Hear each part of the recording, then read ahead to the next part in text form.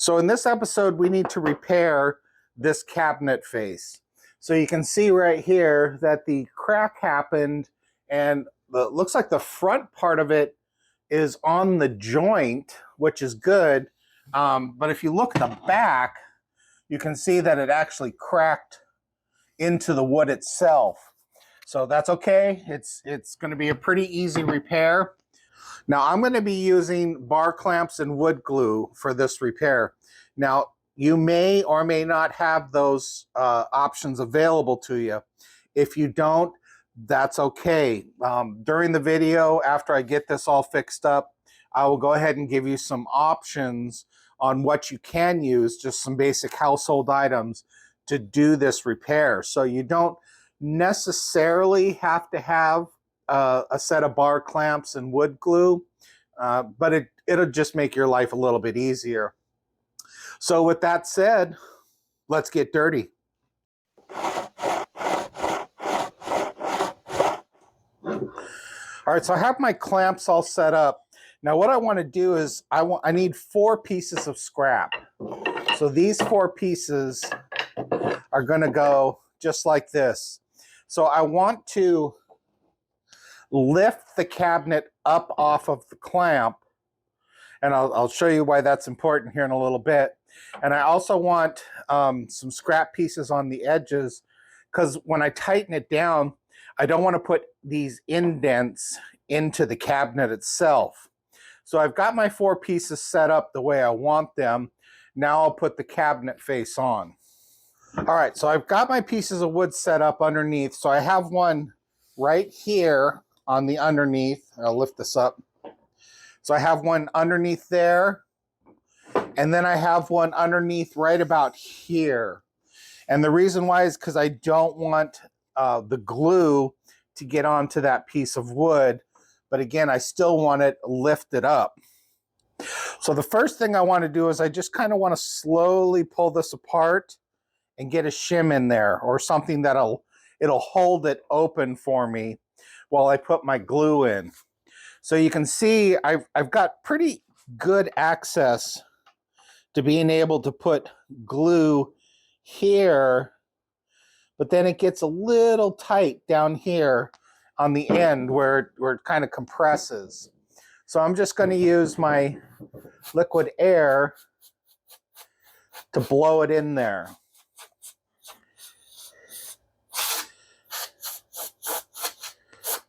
So that is really helpful when you do that, because then you know you've actually pushed the glue down into the crack of the wood itself. Okay, so now that I have that, I can pull the shim and start tightening.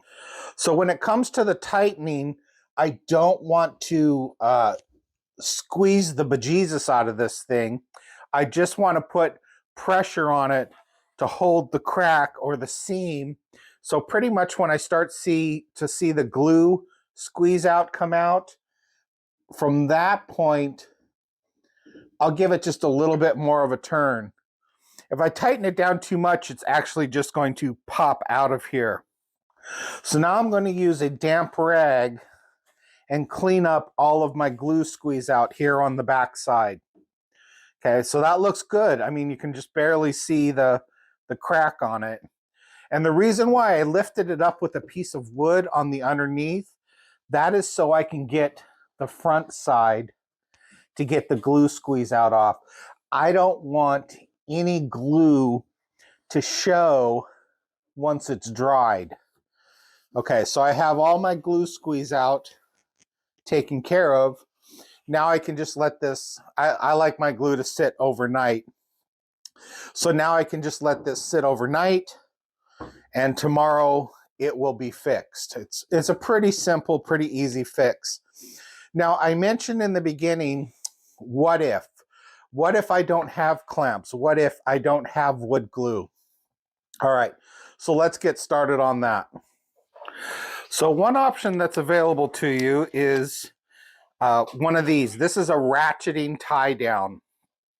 Now I'm going to go ahead and disassemble it the way I have it put together. All right, so now I just have the ratchet portion. See, it ratchets and tightens itself down. What I want to do is I want to create a loop using this ratcheting tie down. So to do that, again, ratchets this way, I'm going to take the long end, you see the long end here. So I'm going to put it through this way.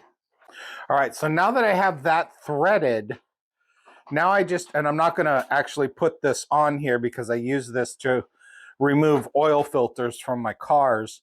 So it's kind of got some oil on it. I don't want to put it on, but what I'm going to do with it is I would put it on the underneath, pull it through. I guess I could go ahead and do that part.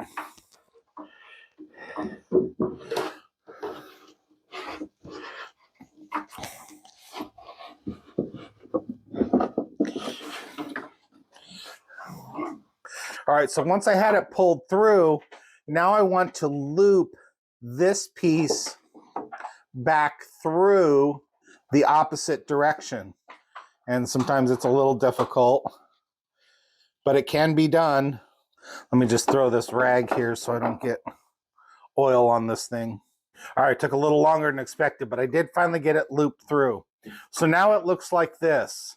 Now I can tighten it down by hand and then use the ratcheting portion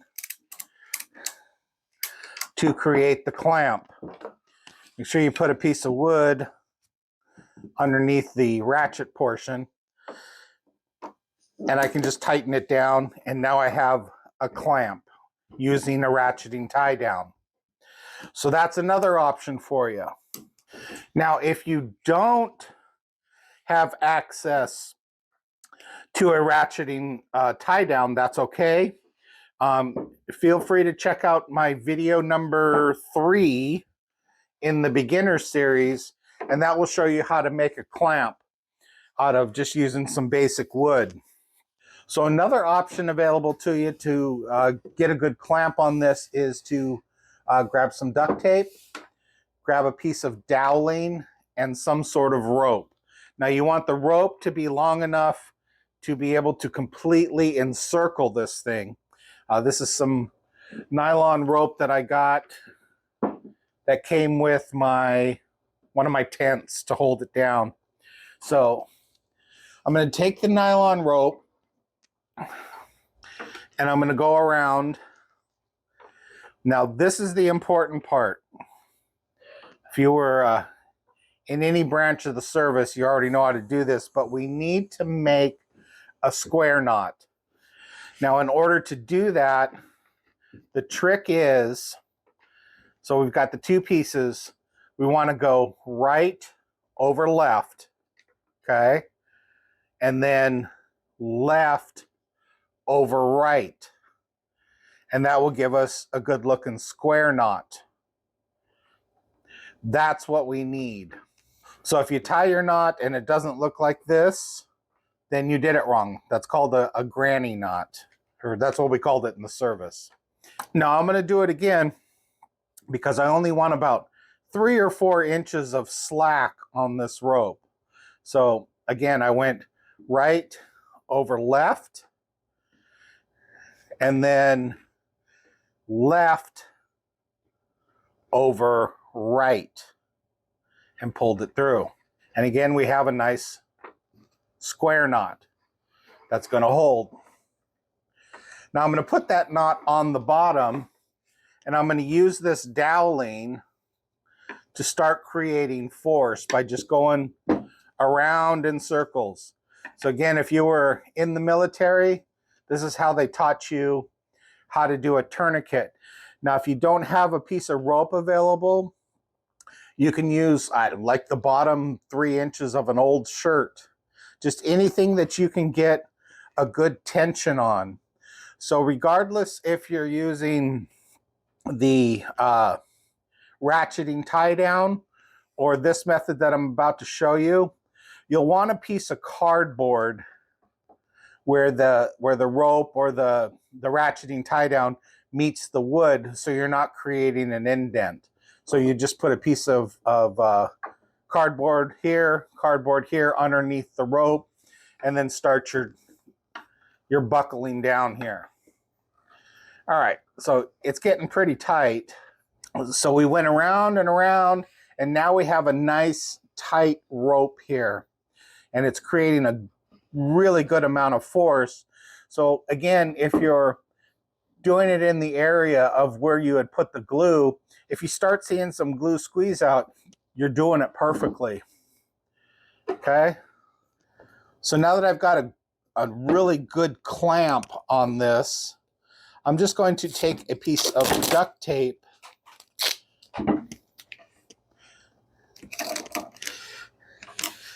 and just duct tape it down. So now I just basically created a really good clamp to get the pressure on this while it dries. So again, it's just a piece of rope, and I grabbed some doweling or a stick, anything to create that tension. Again, just go round and round. Don't forget the cardboard underneath the rope and the ratcheting tie down, because you definitely don't want the indents from that. All right, so now if your next concern is, I don't have any wood glue. All right, you have options. Now, the first option is, and you would be surprised, you actually may have some wood glue, is all those things you get from the stores where you have to put them together with dowelings usually come with just a little sample of wood glue. So in your junk drawer, you may actually have some wood glue like this, or in a little plastic like ketchup packet, just so you can put dowelings on, and it'll work just fine. So if you've exhausted that option, believe it or not, in a pinch, Elmer's glue will work in this scenario. And the reason why I say this scenario is because even after it dries, it's not waterproof. So in this situation where you need to do this fix, but you don't have wood glue, you can use the Elmer's glue, doing the same exact method. Make sure that you wipe off any squeeze out. But again, after it dries, it's not waterproof. So if you wash your cabinet faces every day with some sort of liquid or chemical, that glue will start to break down. So keep that in mind. It is okay if you're using this and to let it get dirty. So you may have some glues actually available to you, which are, you may have some crazy glue or super glue, or the strongest glue in the earth, which is the Gorilla Glue. So let's talk about the Gorilla Glue first. So if you have the Gorilla Glue, don't do it. The reason why I say that is because the Gorilla Glue is a urethane-based glue. So what that means is as it dries, it expands. Okay, so if we have a clamp on this and that glue is trying to expand, well, guess what? It's not going to be able to expand this way, but it can expand this way. So what you'll notice is after it dries, you'll have a glue line with little bubbles in it that you can physically see. And that is a bugger to get off. And again, you can see it. So don't use the Gorilla Glue. And one more note on the Gorilla Glue. If you're clamping this down and you got glue squeeze out, this isn't going to work. This will not clean up. It is not pliable to clean up with just a damp rag. So again, you're dealing with a glue line. So avoid those if you can. So the last ones, the Crazy Glue Super Glue. Now, don't do those. They are good glues, don't get me wrong. Your cabinet will turn to dust long before that glue disintegrates. The problem is, and this is what you're going to run into, is you've got to get that, again, you're going to run into the glue line when you start your clamping process, and you can't wipe that up. So you don't want to use those. So again, some wood glue. I mean, if you have wood glue, great. You may have some and you don't know about it. in an extreme pinch, go ahead and grab some Elmer's glue. It will work, but it's not near as strong as the wood glues, and it is not waterproof. So there are some options for you. You can fix your cabinet faces without having a set of clamps and wood glue. So let's go over them. So we can either check out video 3 in my beginner series, grab a couple pieces of scrap. You can make yourself a clamp. If you don't want to do that, we can use the ratcheting tie downs. Those will work just fine. Remember to use the cardboard underneath so you're not getting the indents. And the same with the using a piece of rope and just a doweling or a stick. We can get a nice tight clamp. Just remember again, you want to use the cardboard so you're not getting, again, the indents. So I hope you enjoyed this video. If you did, like, subscribe. Hit the bell icon to be notified of new episodes as they become available. If you're new to the woodworking hobby, check out my Woodworking for Beginners video series. 11-part series. Gives you all the basics, real simple step-by-step projects. Gives you some great basics on getting started in woodworking. If you have any questions, feel free to put them in the comments section. I will get to them as soon as I can. If you'd like to support my channel, I'll put a link in the description to make a donation. Also, feel free to share me on your social media sites. That's a big help too. So until next time, keep it safe.